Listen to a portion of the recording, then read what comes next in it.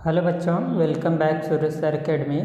आज हम लोग पढ़ने वाले हैं क्लास 9th मैथमेटिक्स में बचे हुए प्रश्नों को।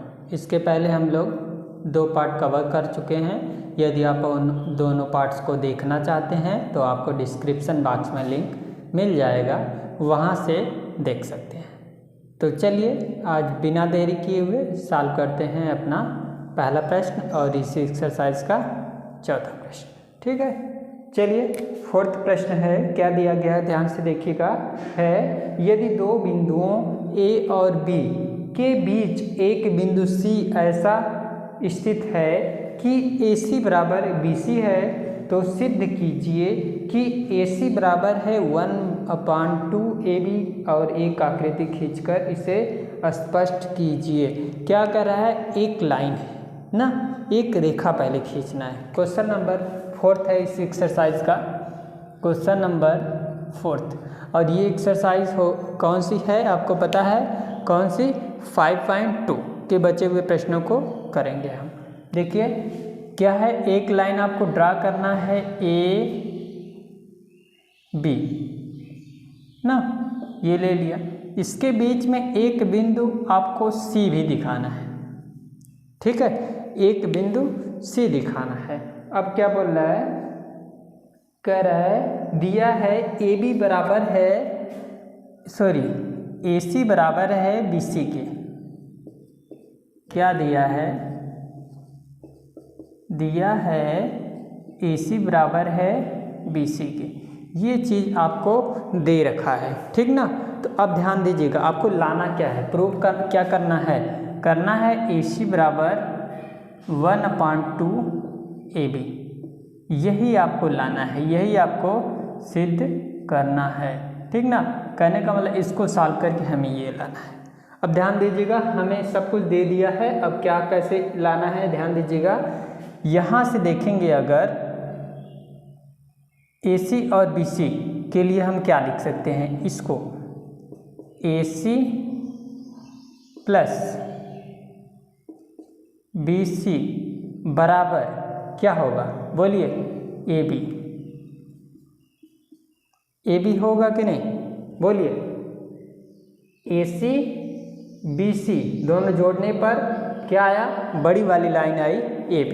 अब हम क्या करेंगे, देखिए ये जो AC है हमें यहाँ पे AC लाना है, इसलिए BC के स्थान पे हम AC लिख सकते हैं, BC के स्थान पे AC। क्यों, क्योंकि ये क्या है, बोलो, दोनों बराबर है। तो लिखेंगे BC के स्थान पर AC लिखने पर या मान रखने पर ना। चलिए क्या हो गया, AC प्लस AC बराबर AB, दोनों जोड़ेंगे 2AC बराबर AB। अब जब ये इधर जाएगा तो बटे में हो जाएगा, तो क्या हो जाएगा, AC बराबर 1/2 हो जाएगा, AB हो जाएगा। क्लियर, यही आपको लाना था, यही आपको सिद्ध करना था। देखिए जो सिद्ध करना था आपका आ गया। इस प्रकार से आपका क्वेश्चन नंबर 1 समाप्त। देखते हैं प्रश्न नंबर 5 को। प्रश्न नंबर 5 क्या है, प्रश्न 4 में C रेखाखंड AB का एक मध्य बिंदु है। सिद्ध कीजिए कि एक रेखाखंड का केवल एक ही मध्य बिंदु हो सकता है। ठीक है, ध्यान दीजिएगा, यहाँ पे हम लोग 4th वाले क्वेश्चन में अभी समझे थे AB है, तो ये क्वेश्चन नंबर 5 हो गया। AB एक लाइन है, तो सिद्ध करना है कि ये सिर्फ जो मध्य बिंदु होगा वो सिर्फ एक ही हो सकता है। तो कैसे, हम लोग क्या करते हैं, इसमें 2 मध्य बिंदु मान लेते हैं। मान लेते हैं ये वाला क्या है, एक यहाँ पे C ले लेते हैं और एक यहाँ पे D ले लेते हैं, ठीक ना। सिर्फ हम लोग मान लेते हैं, माना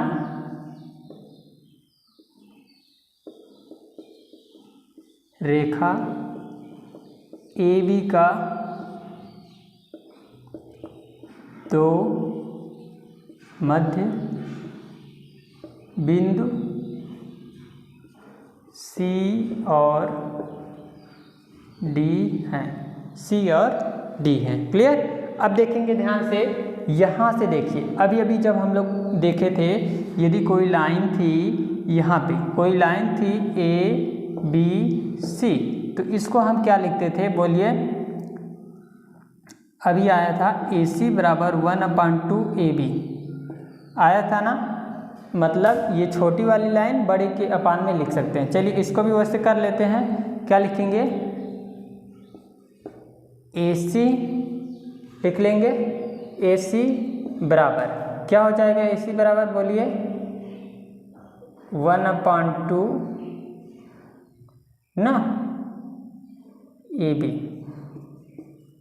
लिख सकते हैं। यहाँ से अगर इस लाइन को हम अलग करें, ये D नहीं होगा तब ना, तो C ही रहेगा, तो ऐसा बनेगा। अब C को हटाकर यदि यहाँ पे D हो जाता है, यहाँ पे D हो जाता है, तो यहाँ भी D हो जाएगा, AD बराबर 1/2 AB। क्लियर। चलिए तो यहाँ पे AD बराबर 1/2 AB, ठीक ना। अब यूक्लिड का जो हम लोग अवधारणाएं पढ़े थे उसमें बताया गया था, क्या बताया गया था कि यदि एक तरफ समान है तो दूसरे तरफ का भी समान होगा। तो चलिए देखिए, इसको हम लिख लेते हैं AC बराबर AD, लिख सकते हैं इसको। जब एक साइड का बराबर है तो दूसरे साइड का हम बराबर कर लेंगे, कोई दिक्कत वाली बात नहीं है, आराम से हो जाएगा। अब हम क्या करेंगे, ध्यान दीजिएगा, यहाँ पे जो ये A है, ठीक, यहाँ तो ठीक है A है, लेकिन ये बराबर कब होगा, जब C और D दोनों एक ही बिंदु होगा। ध्यान दीजिएगा, A तो ठीक है, A को हम कैंसिल आउट ही कर लेते हैं। चलिए कैंसिल आउट A को कर लेते हैं, तो C बराबर D आया। कहने का मतलब ये दोनों पॉइंट एक ही हैं, या तो C होगा या तो D होगा, मतलब ये दो तो ये भी दो। कहने का मतलब ये दोनों बिंदु अलग अलग नहीं हो सकते हैं। तो कहने का मतलब इस प्रकार से हम यहाँ नीचे लिख लेंगे कि हम कह सकते हैं AB एक रेखा है जिसपे सिर्फ एक ही मध्य बिंदु हो सकता है, एक ही बिंदु हो सकता है, मतलब कोई भी रेखा है सिर्फ उस पे मध्य बिंदु कितने हो सकते हैं, एक हो सकते हैं। और इसमें क्या बोलेंगे, इसमें बोलेंगे C जो है D के बराबर होगा, तभी मध्य बिंदु दोनों हो सकते हैं, एक हो सकते हैं, ठीक ना, अलग अलग दो मध्य बिंदु नहीं हो सकते। ठीक, इस प्रकार से ये क्वेश्चन भी आपका समाप्त होता है। चलते हैं, देखते हैं क्वेश्चन नंबर 6 वाला। प्रश्न नंबर 6, क्या है प्रश्न नंबर 6, आकृति दिया है, आकृति में यदि AC बराबर है BD के, क्या है, AC बराबर है BD के, तो सिद्ध कीजिए AB बराबर होगा CD के। क्या सिद्ध करना है, AB बराबर होगा CD के। वैसे तो अभी अभी जो हम क्वेश्चन लगाए हैं सेम उसी क्वेश्चन की तरह इसको भी लगा लेंगे। कहने का मतलब जो लास्ट में आया था उसमें भी हम लोग क्या लाए थे, लास्ट में आया था ना AB बराबर CD, कुछ ऐसे ही आया था, तो इसमें भी वही लाना है। चलिए देखिए, ध्यान दीजिएगा, एक आपको लाइन दी गई, एक रेखा दी गई है। चलिए उसको पहले रेखा हम लोग बना लेते हैं, दो रेखा है ना, जिसका नाम हमने, एक रेखा है उसका नाम हमने क्या रखा, कुछ इस प्रकार से बना है, ये D है, इस पे दो बिंदु हैं, ये B है और ये C। तो इसमें आपको क्या करना है, क्या दिया गया उसको लिख लेते हैं, दिया है, क्या दिया पहले उसको कंप्लीट करते हैं। दिया है AC बराबर BD, ये आपको दिया गया है, क्लियर, ये दिया गया है। अब आगे समझिए, आपको सिद्ध क्या करना है, सिद्ध करना है, क्या सिद्ध करना है, AC बराबर BC, AC बराबर BC, ये चीज़ आपको लाना है और प्रूव कर देना है, सिद्ध कर देना है। तो ध्यान दीजिएगा, सबसे पहले हम इस क्वेश्चन में AC बराबर निकालेंगे, AC। अब देखिए, जब AC बराबर निकालेंगे तो AB प्लस BC लिख सकते हैं, AB प्लस BC हमने लिख लिया। सेम इसी प्रोसेस में जब BD निकालें तो BD बराबर क्या हो जाएगा, BC प्लस CD, क्लियर। इसको हम समीकरण 1 माने, इसको 2 मान लेते हैं और इसको 3। यहाँ लिखते हैं समीकरण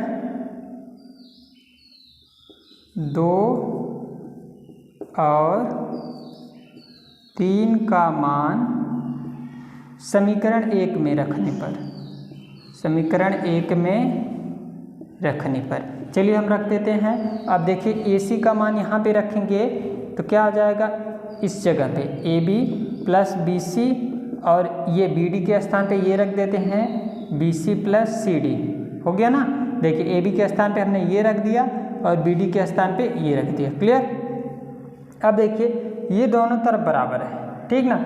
इसको हम क्या करें, या तो आप एक यूक्लिड में ये भी प्रमेय दिया था, यदि किसी बराबर में हम बराबर को घटा देते हैं तो क्या होता है कि ये इसमें कोई परिवर्तन नहीं होता, वो भी बराबर होता है। या फिर आप इसको इस साइड से दूसरे साइड ले जाके भी घटा सकते हैं, तो वैसे दोनों बराबर है तो ये दूसरे साइड जाएगा तो घट जाएगा। तो यहाँ से हम क्या लिखेंगे, AB बराबर हो जाएगा BC के, क्लियर। AB बराबर हो जाएगा BC के, कहाँ से, यहाँ लिख देंगे यूक्लिड के द्वारा, यूक्लिड के द्वारा। क्यों यूक्लिड के द्वारा लिख लेते हैं, क्योंकि ये बराबर है, बराबर में से बराबर घटा देंगे तो कोई दिक्कत नहीं होगी। अब देखिए आपको लाना क्या था, यही चीज़ AB बराबर BC लाना था, जो आ चुका है, ठीक है। क्वेश्चन बहुत सिंपल था, ठीक है। आई होप बातें समझ में आई होगी। इसमें कुछ भी करना नहीं है, बस एक क्रम में आपको लगाते जाना है, कोई दिक्कत वाली बात नहीं है। चलिए देखते हैं अगला क्वेश्चन। तो इस एक्सरसाइज का लास्ट प्रश्न है 7वां। यूक्लिड की अवग्रहितों की सूची में दिया हुआ अवग्रहित 5 एक सर्वव्यापी सत्य क्यों माना जाता है। ध्यान दीजिए कि यह प्रश्न 5वीं अवधारणा से संबंधित है। 5वीं अवधारणा, आप याद करिए 5वीं अवधारणा क्या बताया गया था, ठीक है। 5वीं अवधारणा क्या थी उसको एक बार हम रिकॉल करा देते हैं। 5वीं अवधारणा थी, यदि कोई शेप है ना, यदि कोई आकार है, वह अपने भाग से हमेशा बड़ा होता है, ठीक ना। क्या थी 5वीं अवधारणा, यदि कोई पूर्ण है तो वह अपने भाग से हमेशा क्या होता है, बड़ा होता है। हमेशा बड़ा होने का क्या मतलब है, जैसे यूक्लिड की जो 5वीं अवधारणा थी, क्या थी, पूर्ण अपने भाग से, पूर्ण अपने भाग से बड़ा होता है, ठीक। तो ये सही बात है, पूर्ण कोई भी होता है। जैसे मान लेते हैं ये सर्कल हो गया, इसका यदि हम कोई भाग ले लेते हैं यहाँ से कटा हुआ, ठीक ना, इस प्रकार से, तो ये क्या होगा, हमेशा इससे छोटा ही होगा। यदि हम एक स्क्वायर टाइप ले लेते हैं, स्क्वायर का यदि हम एक छोटा सा भाग यहाँ ऐसे काट लेते हैं, इसको निकाल के रख देते हैं ना, कहने का मतलब यहाँ से इसको काटते हैं और ये वाला यहाँ ला के रख देते हैं, इस प्रकार से ना। तो ये भाग हमेशा इससे छोटा होगा। कोई भी शेप है ना, यदि एक बड़ी स्टिक है, उसमें से एक छोटा सा भाग अगर निकाल लोगे ना, छोटा सा भाग या पूरा ही यहाँ तक निकाल लो, जितना चाहो आप निकाल लो, लेकिन ये भाग हमेशा बड़े वाले से तो छोटा होगा। यही यूक्लिड की 5वीं अवधारणा थी, ठीक ना, जिसमें इन्होंने बताया था कि जो पूर्ण होता है हमेशा छोटे से बड़ा होता है और ये सर्वव्यापी सत्य है। मतलब ये हमेशा सदा के लिए सत्य होने वाली बात है कि जो भी वस्तु रहेगी, जो भी बातें रहेंगी, जो भी चीज़ें रहेंगी, वह अपने से जो टुकड़ा उसका निकला रहेगा उससे हमेशा वो बड़ा रहेगा, ठीक है। तो इसी क्वेश्चन के साथ आज की ये टॉपिक समाप्त करते हैं। यदि आपको ये वीडियो पसंद आया हो तो चैनल को सब्सक्राइब करना और वीडियो को लाइक करना मत भूलिएगा। तो चलते हैं, मिलेंगे फिर अगले वीडियो में। तब तक के लिए take care, bye bye, thank you for watching.